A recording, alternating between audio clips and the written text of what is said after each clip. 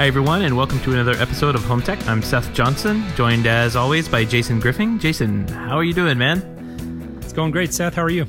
Good. It's episode 99. I know. Can you believe it? No, I can't. We are one episode away from our 100th show, and that is very surprising to me, man. Time really flies. Yeah, I can't believe we've been sitting down mostly every week. We have a couple of scheduling issues and vacations that have popped up and, family obligations. But 2 years now we've been sitting down doing this and I was doing that math actually in my head the other day, and I was thinking, February 12th was the 2-year anniversary of our first show being released. So in just over 2 years we got to 100 episodes. So we did miss a few in there, but I think we've done pretty good, Seth. Yeah, I do too. not bad. So yeah, it's definitely exciting, and we're really looking forward to sharing episode 100. We've got something we think is kind of special planned, where we're going to go back and look through kind of the archives, and I've been working on this behind the scenes and kind of going through and picking out some of what I think to be the highlights, really, of 100 episodes of doing Home Tech, and it's been very interesting to go back and listen to the things that we were talking about 1 or 2 years ago, and really how much has changed and how much has stayed the same. And I've just really enjoyed going back and just kind of reviewing the archives, and I really look forward to sharing some of those memories with our audience next week. Yeah, me too. And if you ever want to go listen to those archives, they're all at HomeTech.fm. That's it. Yeah, you got it. I think at some point you can go. No, I think every single show you can do HomeTech.fm/ the show number. So /1 is the first show, and /99 is this show. And that's where you can find the audio and all the links to everything that we talk about in the show, which is absolutely good for searching and posterity, I think. Yeah. And I'm looking forward to 100 more, Seth. It's been a lot of fun. Yeah. On to 200, as they say. Yeah. Exactly. Well, for tonight's show, we actually had initially and kind of teased a little bit. And if you're tuning in, hoping to hear Chris Gamble of Live Install, we're still actually hoping to get him on. It's kind of a unique circumstance for us, given being on different sides of the world and time zones and everything. So we actually have just been having some trouble making schedules line up. So, Seth, we sat down to record this episode, and we're just going to push forward with it and share some thoughts. There was a couple of big stories we wanted to share. And as I'm stating this, we're still not sure. We're hoping to get him on this week, and we'll see if he's able to join us. And if not, we will make every effort to get him on very soon to summarize his thoughts of ISE, which just wrapped up. Yep. I can't wait to get him on and talk to him about what he saw, what he liked at the show, and how good was the beer and peanuts. Yeah, the monkey nuts. The mystery was solved. Yeah. Well, what was funny is I'll put this link to this article. They evidently had a recall in the UK of some monkey nuts because people weren't quite aware that they were peanuts. So I don't think it's completely regional. But yeah, funny. Yeah, I got a kick out of that one. So last week was not only our 2-year anniversary to the date of our show, but we also had a pretty huge episode where we announced the Wipe Warmer 3000. But I did want to clear up some confusion. Yeah, I think we had a little bit of confusion around that. Yeah. A friend of the show, Frank Rao, wrote in on Twitter. This is one of a tweet shout-outs here to Frank. He said, listening to the show and laughing out loud at the mystery box. I thought you two were saying Wife Warmer 3000. And yeah, I can see the confusion. Which could have a lot of different meanings that we won't go into here. Don't go to wifewarmer3000.com. Completely different NSFW. website. Yeah, not safe for work there. Oh man, that had me laughing pretty hard when he sent that over. So just wanted to thank him on air for writing in, and also for everyone else who wrote back and their support of the Wipe Warmer 3000. That was exciting. It was a lot of fun to put together, and I'm glad there was some entertainment value out of it for sure.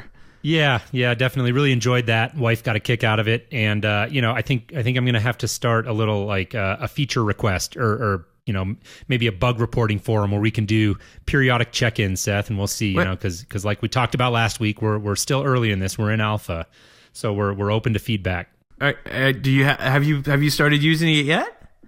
We have messed around with it. I have to be honest. I have not put it into practice yet, but I fully intend to. All right, it's not cold enough, is what you're saying. It's been actually funny you mentioned that. It's been unseasonably warm. So there you go. The weather just hasn't forced the issue quite yet. All right. Well, for your daughter's sake, it's time to break out the wipe warmer 3000. I know. Be civilized, right? All right. Well, there were a couple of other big news stories that hit this week that besides the wipe warmer 3000 that we kind of wanted to touch on. And one of them was we're going to have to go back to our old mainstay of talking about Crestron, but they actually had some pretty cool products that they released at ISE that we wanted to touch on. I thought was really cool was they opened up integration for, well, not so much integration, but they opened up integration to Basalt and some other third parties for third-party CrestNet keypads, which is their proprietary control protocol that Crestron has. But having the ability to have third-party manufacturers put together what essentially is a Crestron keypad and have it directly programmed and everything into the system, that's pretty cool to me. Yeah, I thought that was a pretty interesting story, and some of the devices that they showed with that integration I thought were pretty cool. There was one, and I'm not sure if I'm pronouncing this correctly, Tyba, spelled Tyba, Turn, and I went and checked this thing out on the website, and it looks like a pretty neat device. Seth, you know me, I'm a big tactile control guy, and really get excited about any stories or products that are kind of going to that end, and that's really what this thing is about. We'll have to include a link in the show notes so people can go check it out, but it appears to me to be about the size of like a Nest thermostat and kind of has that same round shape to it and has a physical knob and a screen on the front of it that can display obviously various things and looks like a device really aimed at kind of doing tactile control. But to your point, the really interesting aspect to this is that it's got this CrestNet protocol built right into it, which I thought was an interesting story. Yeah, and that's like a special 4-wire thing that you have. It's hardwired, right? Or I think they have wireless CrestNet as well.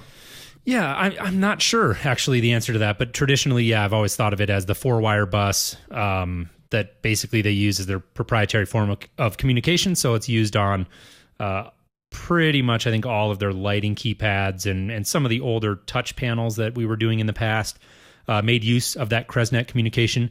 More and more, we've seen those move over, obviously, to Ethernet and PoE power. But the CrestNet had 4 wires, 2 that provided power and 2 that provided communication. And a device like Basalt, for instance, is now being manufactured, or at least being shown, with that connector and that CrestNet technology built right into it. So it makes the integration, at least the argument would be that it makes the integration much simpler. And so we don't have to go jump through hoops and maybe get Basalt's proprietary controller, hook that up on the Ethernet, then go back to Crestron and get the driver and make that all work together. It's just taking that one layer, and a big layer, I should add, of kind of moving parts out of the integration and making it that much more seamless. So definitely an interesting story to me. Yeah. And the other big thing I saw in there was DM, which is Crestron's video distribution insanely expensive matrix system that they have, now integrates with Ping, which I guess after last week's show, kind of opposite ends of the spectrum there. Well, right? I guess to me that signals the death knell in the coffin. Like, to me, after last week's show, Crestron's moving away from mass market. I think Ping is going to be kind of one of their lower entry level controllers, and it's going to be able to do everything that their system, what do they call them, system 2, system 3 controllers can do. Eventually, one day, sometime down the road.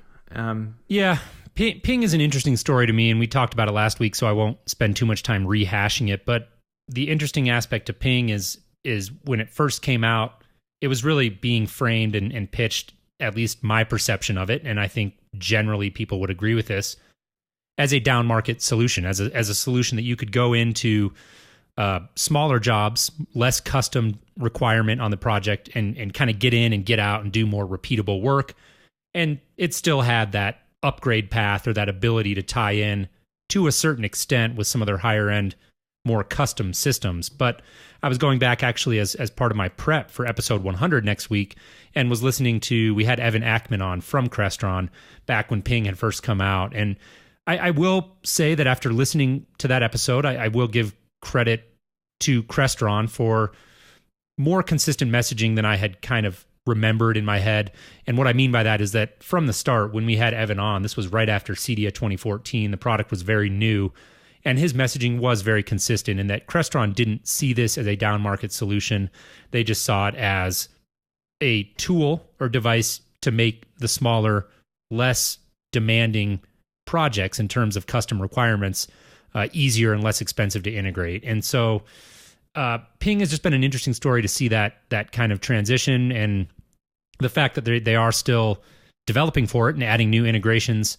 I think obviously there's some investment and some technology there that they're not going to just simply walk away from. And I think, to my point last week, this does show an indication that Crestron isn't abandoning the residential market, not completely at least. But again, my stance is that they're going to continue to take what they can from the high end of the residential market, and they're going to focus really on their core business, the 80% of their business, which is commercial. Yep. I think you're absolutely right there.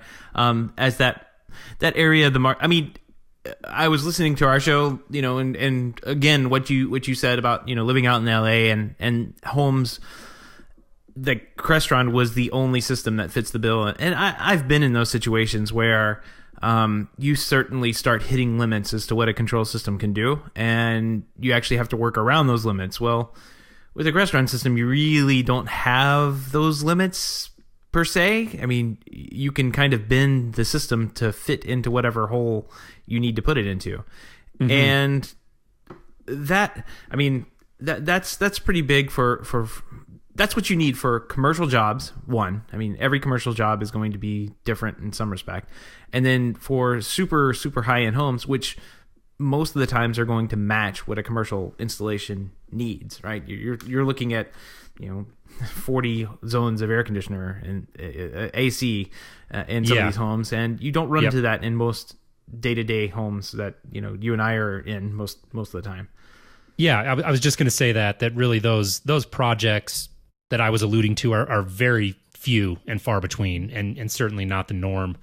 And again, just to my point, that's kind of the small segment of residential that Crestron appears to be very focused on. They did announce one other Ping related story, that they're going to integrate with a new security panel. I think in the past it's only been Honeywell, and now there's a company called Texacom, which I have to admit I'm not familiar with. Seth, maybe you are.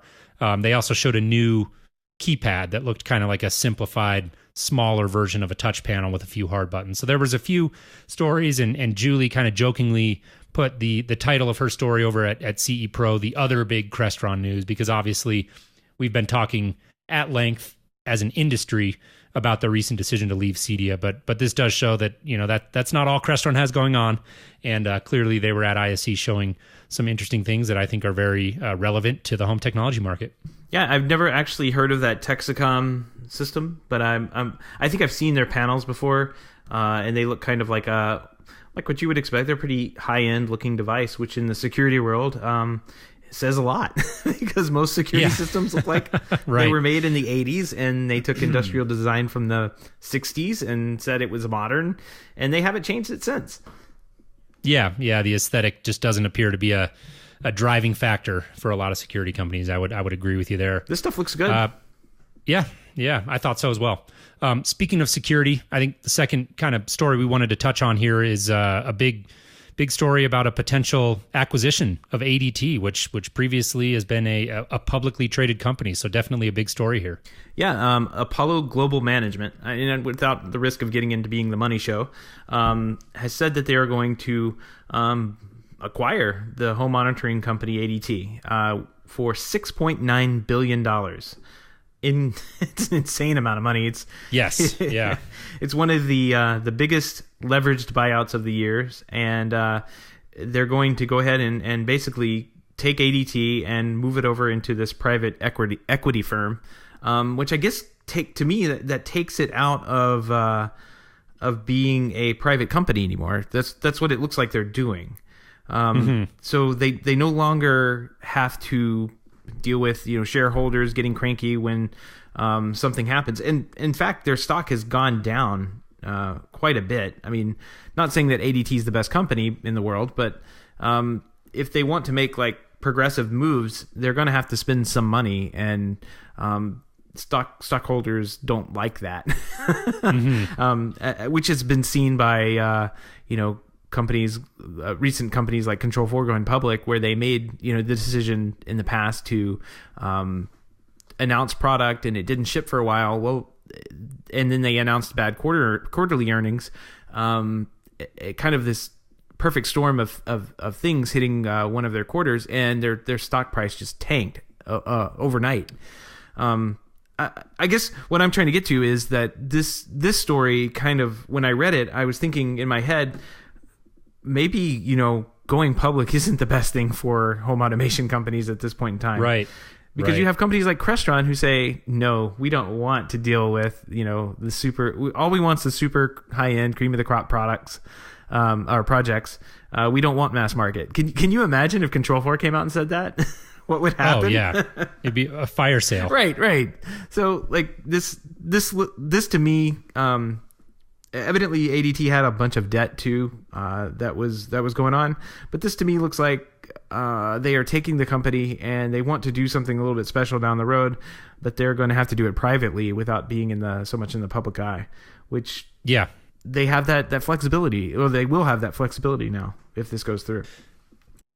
Yeah, I think that's always been the interesting thing to me. You mentioned Control4, and we work in such a nuanced industry that's really still, despite the best efforts of a lot of marketing dollars being spent by various companies, is still very much an under the radar industry, and not one that I think is necessarily lends itself well to being publicly traded. And the stock market is obviously a very fickle animal and isn't always paying attention to what might be best in the long term for a company, but really can be very reactive. And when you see a company like Control4 make certain announcements that possibly people like you and me or home technology enthusiasts who are watching may be happy about, maybe in the long term they think that is the right play for Control4, well, the stock market might disagree with that and punish them. And we've seen that happen before. And so we're not just speculating. It's happened. And I think that a company like ADT, although quite obviously not a direct comparison to a company like Control4, I think there are enough similarities there. At its core, it is a home technology company. And I think in the long run, may be better off being privately held, because like you said, it gives them that flexibility to do things in this evolving space, which is a very rapidly evolving space. And that's one of the core themes of our show and something we talk about all the time. And really companies that operate in this space, you've got these legacy companies like ADT that have been doing business forever. And they're really looking at a sea change that's going on in the home technology industry. And it's more important than ever for these companies to be nimble and be able to adapt and experiment with different business models. And maybe that had something to do with this buyout. But like you said, ADT may have been carrying a lot of debt, and perhaps this just was an opportunistic move by the investment company. Who knows? That's purely speculation. But I do think that in the long run, there are benefits for a company like ADT or even Control4 to not be publicly traded. I'm looking at the only other, well, I guess there's Nortec as well, which kind of has their fingers in a bunch of different markets. But Alarm.com would be the only other recent home technology company that has gone public. Their stock opened up at like 18 or something at one point. It was up to $18. It dropped down to close to 12, and it slowly made its way back up to it made its way back up to 18, and now it's dropping back down to 16. So like it seems like everybody's on this roller coaster ride. I don't think investors really know or understand home technology better than, many of the investors are my customers, so I know that they don't understand home technology. Right. Good, fair point. Yeah. So, but they do understand the money and the business aspect of things. It just seems like we're in this climate these days. Like everybody wants to make a quick buck, like everybody is looking for those skyrocket to the moon growth companies, and no one wants to deal with a a steady growth company or a company that's focused on the long term. Everybody that's what it feels like to me. And when you see the markets react so violently towards a stock, they're not, to me, it doesn't seem like they see the big picture at all. Like they just want to see quarter to quarter that the company is doing exponential growth with no end in sight. And I don't see how that's possible in this market. I really don't. Yeah. Because you need tried and true, and you need long-term thinking. And I don't see how that plays with the way the stock market's played these days.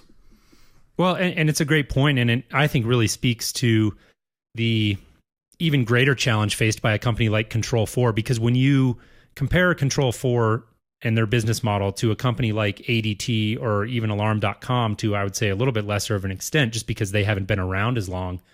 But still, the core of that business model and the real driver of the valuation of these sort of companies is in the recurring revenue. It's in the contracts. And that's something that's been around for long enough, and there are markets for people that acquire these contracts, and it's easy enough to put a value on them.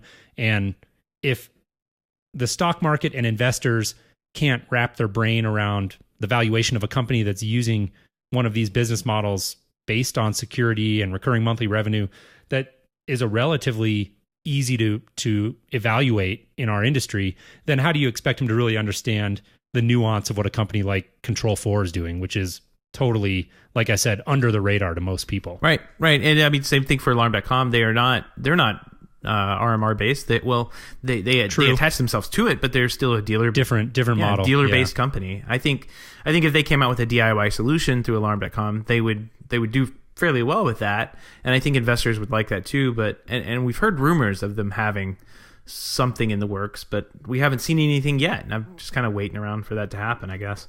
Yeah. Well, it sounds like this isn't a complete done deal. There is, I think, through March, some sort of open bidding process. I don't know how these things work, but there, is a potential for other buyers to come in. And Seth, I was wondering if you might be interested in going out and shopping for a loan with me. Hey, I am making enough now off the Wipe Warmer 3000 that I might consider buying ADT. No need, huh? Yeah. I mean, okay. You're looking at it. I like it. Got that much under the pillow.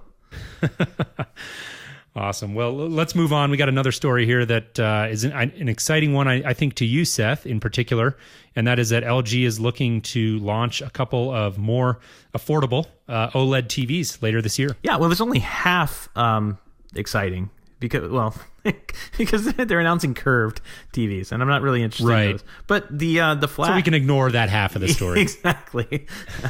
When is that gimmick going to die? I don't know, but. That is a good question. The flat, they're announcing that they'll have OLED available in 55 and 65 inch, both curved and flat. We have a link to the article. They're saying they're lower priced, but they're not giving us any pricing to go off of. Right. Which I mean, anything under $10,000 is good, right? Right? Yeah.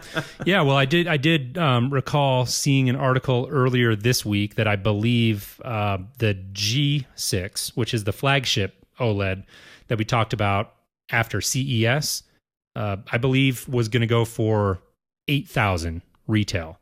And I'll see if I can find the link to that so we can include it in the show notes. And so that should kind of give you an idea for the pricing. $8,000 is, to most people, a boatload of money to spend on a TV. If you're dealing with somebody who, maybe budget isn't a driving concern and you really want the best of the best, OLED is definitely up there and has to be in the conversation. But to your point, and to my point, it is exciting to see that they are going to release some more affordable models, and I will be very eager to see what kind of price points they're able to get to with the 55 and 65 inch. Yeah, and I'm looking at their website now. They have OLED TVs in the a 55 inch in the $2,000 to $3,000 range right now. So if they drop below that, there's one for $1,799. If they drop below that, that puts this technology in a fairly reachable place for most people who are looking for something in that range, like a 55 or 65 inch TV. So I think that's pretty good. By the way, that $8,000 price point, that was for the 65 inch. The 77 inch OLED is still $2,500. $25,000. Sorry, $25,000. Yeah. I was like, $2,500 is a great deal. Yeah, let's buy 3 of those. $25,000. So there you go. You make a big, a significant jump when you go up from that 65, which I think is typical in most TV technologies. It seems like you can get to that 65-inch price point, and it's a fairly consistent kind of jump in price. And then it's when you kind of jump up to the 75 and the 85, that's when you start to see the really big 10 times increases in price, or 3 or 4 times, or whatever it is. Yep. Sony, I think, has the same kind of price point. They have a $20,000 or $25,000 TV right now. I can't remember. Sony training's coming up, so I'll have maybe some news in March after I go through the Sony training. Yay. It's as fun as it sounds, guys. Yeah, I was going to say that sounded pretty sincere. Well, I've been to a couple of them, and they do a good job, but it's still training. Yeah, no doubt. I'm a big fan of Sony, and think they make great products, but like you said, training is training. We'll look forward to hearing your thoughts, though, once you get back from that, because I do think they make great TVs, great projectors as well. Well, another company that makes great TVs and really interesting products, B&O. They have a hub, man. I was waiting. Oh, there it is. It's a little delayed. I'm sorry. I had passed out by looking at the price of this thing. Yeah. Fair point. Yeah, $1,500. So not cheap. No. As with most Bang & Olufsen product, it is sporting a price point absurdly higher than anything else I can possibly think of. Yeah, anything comparable. Yeah. Yeah, I think that B&O can typically get away with charging that. They've got a very premium brand, and a lot of the design that they do and the product design really backs that up, and people are willing to pay for it. It's a luxury brand, and they have that recognition. This, on the other hand, isn't really, it sits in the background. It's a hub. It's basically an integration point, I think was the word that you used, Seth, as we were kind of preparing for the show, which I thought was pretty accurate. In a sense, I guess it is a hub, and I'm glad you rang the bell for it, right?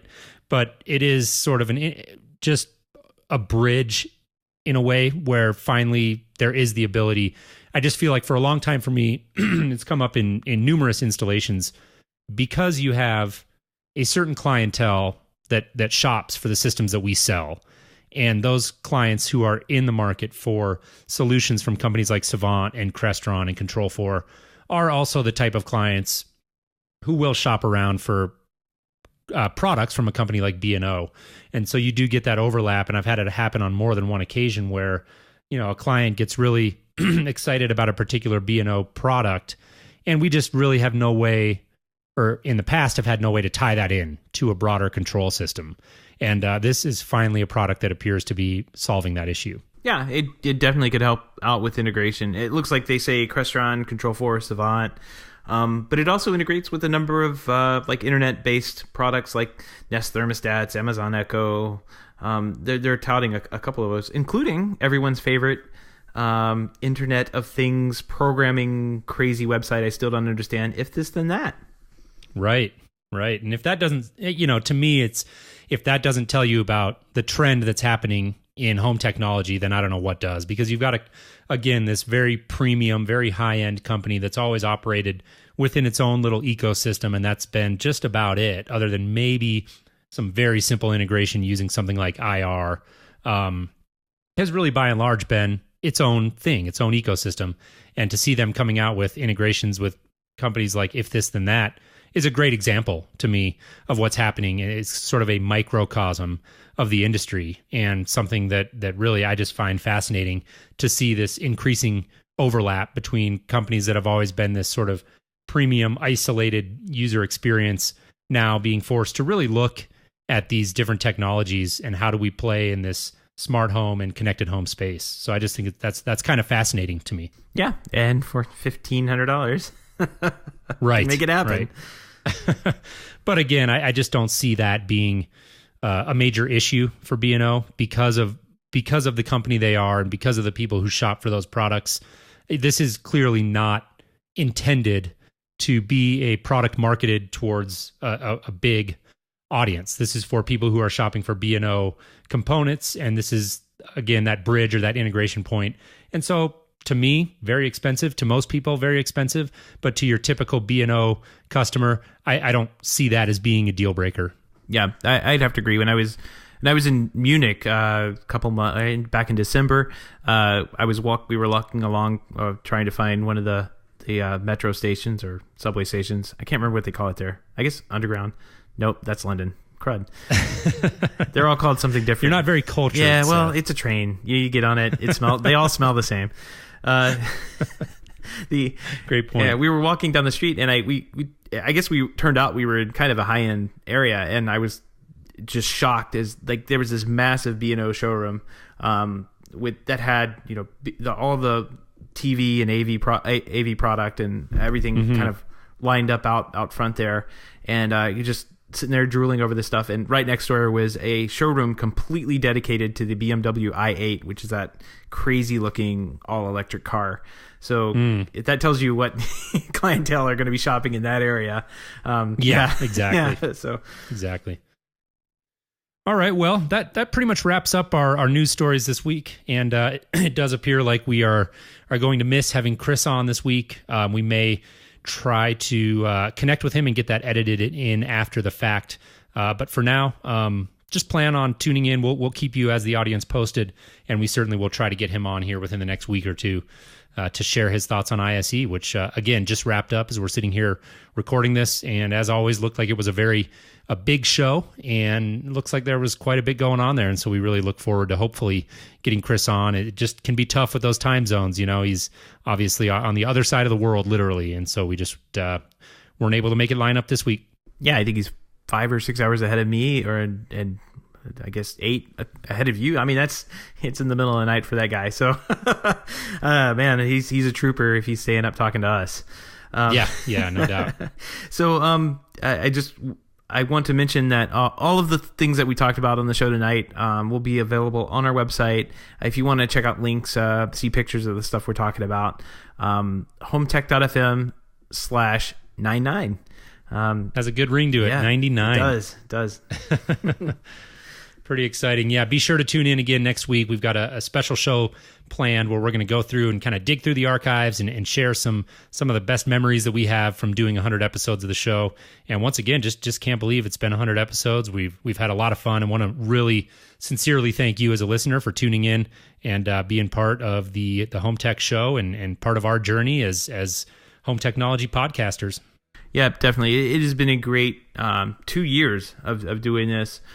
We've seen, I think you and I have had just a blast talking to everybody, talking to our listeners. The feedback stuff is great. Keep the tweets coming. Keep the feedback form coming. That stuff keeps us going.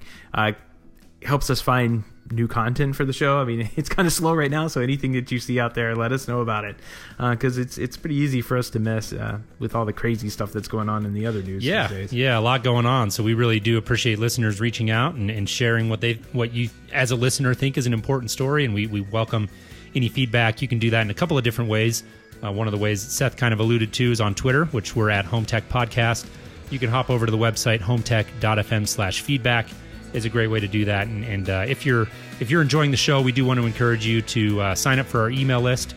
That's something we're kind of doing more with this year that we haven't really done a lot with in the past.